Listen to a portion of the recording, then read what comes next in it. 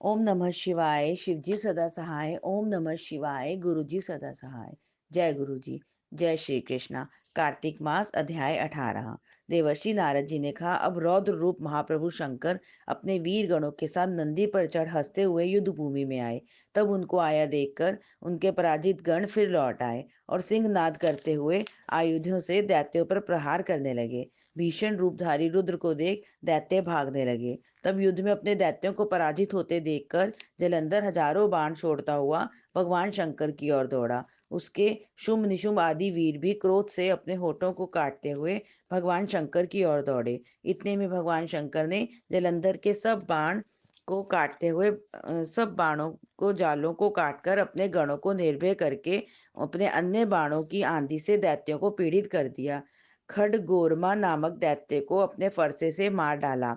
बलाहक का भी सिर काट दिया। धस्मर भी मारा गया और शिवगण चिशी ने प्रचंड नामक दैत्य का सिर काट डाला।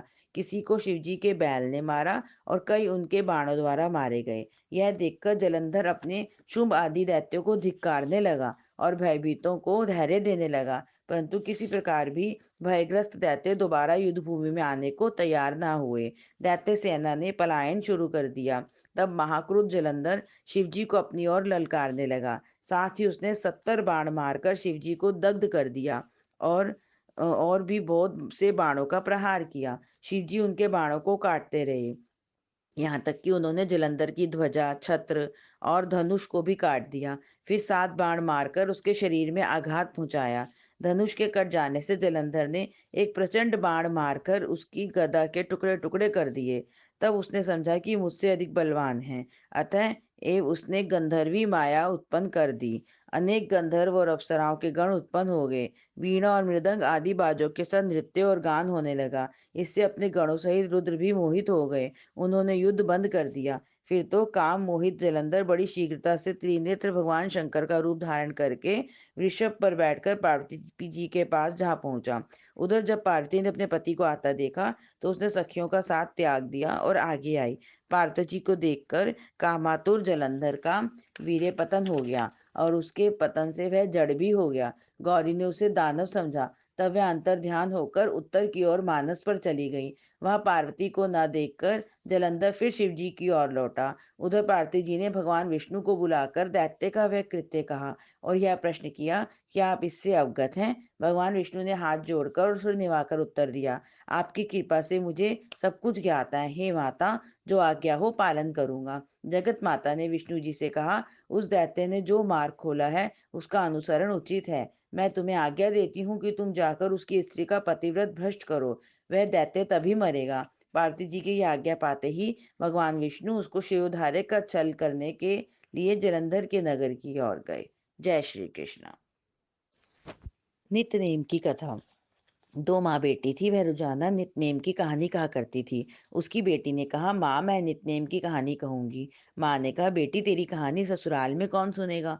उसने जिद की और नितनेम की कहानी कहने लगी। उसकी शादी हुई, ससुराल गई तो सबसे कहती कि मेरी कहानी सुन लो। सभी कुछ न कुछ बहाना लगाकर टाल देते, कोई कहानी नहीं सुनता तो वह भूखी रहती। एक दिन पड़ोसन बोली, मैं तेरी कहानी सुनूंगी। वह आती, कहानी सुनती तो बहू खा लेती। एक दिन ननद ने अपनी माँ से कहा कि माँ, भाभी पड़ोसन के कहने पर तो खाना खा लेती है, हम कहते हैं तो नहीं खाती है।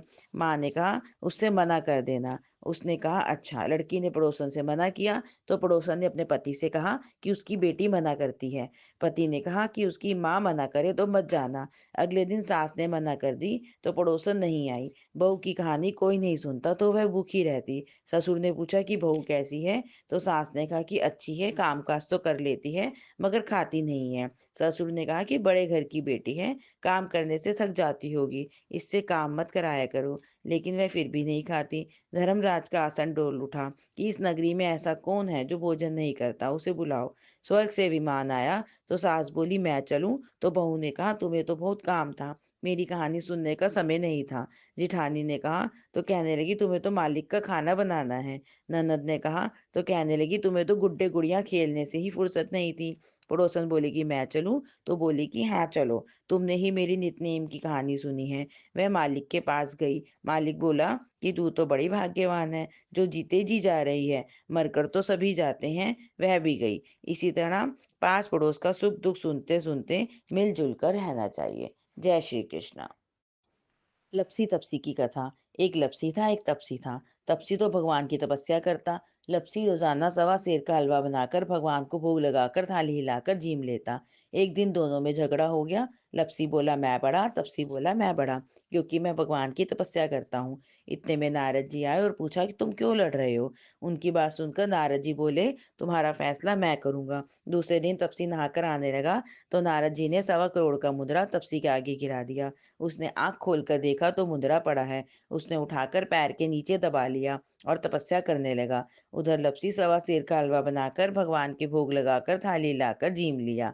इतने में नारद जी आए और दोनों को अपने पास बिठाया। दोनों पूछने लगी कौन बड़ा है। नारद जी ने तपसी से कहा कि अपना पाँव हटा। पाँव हटाते ही मुंदरा निकला। तब नारद जी बोले कि मुंदरा चुराने से तेरी तपस्या भंग हो गई है, इसलिए लपसी बड़ा है। लपसी कहने लगा, मुझे मेरी तपस्या का फल कैसे मिलेगा।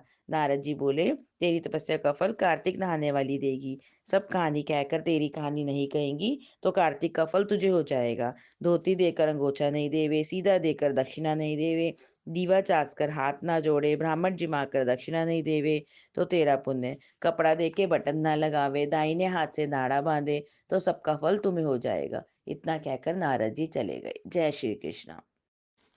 शुक्रवार की कथा। एक सास बहू थी। बेटा काम धंधे के कारण महीने 2 महीने में घर आया करता था। सास प्रत्येक शुक्रवार को शुक्रवार की मूर्ति सिंहासन पर रखकर पूजा करती थी।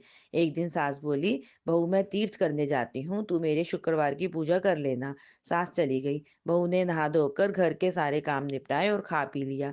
यह देख शुक्र महाराज क्रोधित हो गए। घर में तरह तरह की विपत्तियां आ गई। बच्चे बीमार होने लगे। लड़के का काम छूट गया। बीमारी में सब पैसा खत्म हो गया। एक दिन बहू घर की साफ सफाई करते हुए शुक्र महाराज की मूर्ति को कूड़े में डाल आई। लड़का भी बीमार हो गया। सास जब तीर्थ कर लौटी तो घर का हाल देखकर वह बहुत दुखी हुई। रात को शुक्र महाराज ने उसे सपने में कहा कि तेरी बहू ने मेरी पूजा नहीं करी, इसलिए तेरा सारा धन नष्ट हो गया है। जब सास सुबह उठी तो उसने पूछा, शुक्र महाराज की मूर्ति कहाँ है। बहू ने कहा, मुझे नहीं पता। सास जब घर की साफ सफाई का कूड़ा फेंकने गई तो वहां शुक्रवार की मूर्ति पड़ी मिली। वहां से उठाकर उसने साफ किया, प्रेम से पूजा की, आरती की और विनती की। तब से सास और बहू दोनों शुक्रवार के व्रत रखने लगी। लड़के को काम मिल गया, बीमारी दूर हो गई, धन आने लगा। बेटे ने कहा, हमारी तो बुद्धि ही खराब हो गई थी जो हम शुक्र महाराज की मूर्ति कूड़े में फेंक आए। सास ने कहा, शुक्र महाराज जैसे बेटे बहू से रूठे हो ऐसे किसी से न रूठना। सास ने आई ऐसी सबने आवे, कहते सुनते हुंकारा भरते को। जय श्री कृष्ण। अथ श्री तुलसा चालीसा। जय जय तुलसी भगवती सत्यवती सुखदानी, नमो नमो हरि प्रेयसी श्री वृंदा गुण खानी। जय निंदनी जग पूजिता विश्व पावनी देवी, जयति पुष्प सारा सुरभि देहु अमर वाम्ब। श्री हरिशीष विराजनी देहु अमरवर अम, जनहित हे वृंदावनी अब जनि करु विलम। धन्य धन्य श्री तुलसी माता, महिमा आगम सदा श्रुति गाता। हरि के प्राणों से तुम प्यारी, हरि हेतु कीनो तब भारी। जब प्रसन्न है दर्शन दीनो, तब कर जोर विनय असकीनो। हे भगवन कंत मम होहु, दीन जानि जनि छाटो छोहु। सुनी लक्ष्मी तुलसी की बानी, दीनो श्राप क्रोध पर आनी। अस अयोग्य वर मांगन हारी, हो विटप तुम जड़तनु धारी। सुनि तुलसी श्राप्यो ते ठामा, करहु बास तुहु नीचन धामा। दियो वचन हरि तब तत्काला, सुनो सुमुख जन हो बिहाला। समय पाई बह रोपति तोरा, पूजई पास वचन सत मोरा। तब गोकुल नह गोप सुदामा, दासु भई तुलसी तू बामा। कृष्ण राम लला के माही, राधे शक्यो प्रेम लखी नाही। दियो श्राप तुलसी तत्काला, नर लोकहु तुम जन्महु बाला। भयो गोप वह दानव राजा, शंख शूर नामक शिर ताजा। तुलसी भई दासु की नारी, परम सती गुण रूप अगारी। अष्टवह कल्प गीत जब गयो, कल्प तृतीय जन्म तब भयो। वृंदा नाम भयो तुलसी को, असु जलंधर नाम पति को। करति द्वंद अतुल बल धामा, लीना शंकर से संग्रामा। जब नित सैन्य सहित शिव हारे, मरहि न तब हरि पुकारे। पतिव्रता वृंदा थी नारी, को न सके पति संहारी। तब जलंधरई भेष बनाई वृंदा डिग हरि पहुँच्यो जाय। श्री वितलई करी कपट प्रसंगा कियो सतीत्व धर्म ते ही भंगा। भयो जलंधर कर संहार सुनि वृंदा उर शोक अपारा। तिन्ही क्षण दियो कपट हरि टारी। लखी वृंदा दुख गिरा उचाली। जलंधर ही जस हत्यो अभीता। सोई रावण व हरि सीता। अस प्रस्तर सम हृदय तुम्हारा। धर्म कंठ मम पति सहारा।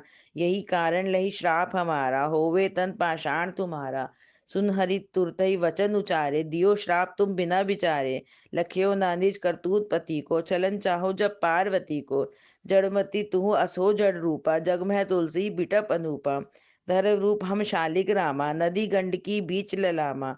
जो तुलसी दल हमई चढ़ई है। सब सुख भोग परम पद पई है। बिन तुलसी हरि जरत शरीरा। अतिशय उठत शीश उर पीरा। जो तुलसी दल हरि शिर धारत। जो सहस्र अमृत डारत। तुलसी हरि मन रंजन हारी। रोग दोष दुख भंजन हारी। प्रेम सहित हरि भजन निरंतर। तुलसी राधा में नहीं अंतर। व्यंजन हो छपनों प्रकारा। बिन तुलसी दल नहीं हरि प्यारा। सकल तीर्थ तुलसी तरु छाही। लहत मुक्ति जन संशय नाही। कवि सुंदर एक हरि गुण गावत। तुलसी निकट सहस गुण पावत। बसत निकट दुर्वासा धामा। जो पर्याक्ते पूर्व ललामा। पाठ करी तो नित नर नारी। होई सुखी भाषे त्रिपुरारी। आरती श्री तुलसी जी की। जय जय तुलसी माता। सब जग सुखदाता वरदाता।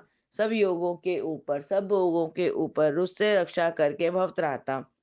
जय जय तुलसी माता। बटुपुत्री है श्यामा। सुरवल्ली है ग्राम्या। विष्णु प्रिय जो तुमको सेवे सो नर तर जाता। जय जय तुलसी माता। हरि के शीश विराजत त्रिभुवन से हो वंदित। पतित जनों की तारिणी तुम हो विख्याता। जय जय तुलसी माता। लेकर जन्म विजन में आई दिव्य भवन में। मानव लोग तुम्ही से सुख संपत्ति पाता। जय जय तुलसी माता। हरि को तुम अति प्यारी। श्याम वरण सुकुमारी। प्रेम अजब है श्री हरि का तुमसे नाता। जय जय तुलसी माता। आरती श्री जगदीश जी की। ओम जय जगदीश हरे। स्वामी जय जगदीश हरे। भक्त जनों के संकट क्षण में दूर करे। जो ध्यावे फल पावे। दुख बिन से मन का। सुख संपत्ति घर आवे। कष्ट मिटे तन का। मात पिता तुम मेरे शरण कहूँ किसकी। तुम बिन और न दूजा आस करूँ जिसकी। तुम पूर्ण परमात्मा तुम अंतर्यामी। पार ब्रह्म परमेश्वर तुम सबके स्वामी। तुम करुणा के सागर तुम पालन करता। मैं मूरख कल कामी कृपा करो भरता। तुम हो एक अगोचर सबके प्राणपति। किस विध मिलो दयामय तुमको मैं कुमति। दीन बंधु दुख हरता तुम ठाकुर मेरे। अपने हाथ उठाओ द्वार पड़ी मैं तेरे। विषय विकार मिटाओ पाप हरो देवा। श्रद्धा भक्ति बढ़ाओ संतन की सेवा। तन मन धन सब कुछ है तेरा तेरा। तुझको अर्पण क्या लागे मेरा। श्याम सुंदर जी की आरती जो कोई नित गावे। कहत शिवानंद स्वामी मन वांछित फल पावे। जय श्री कृष्णा।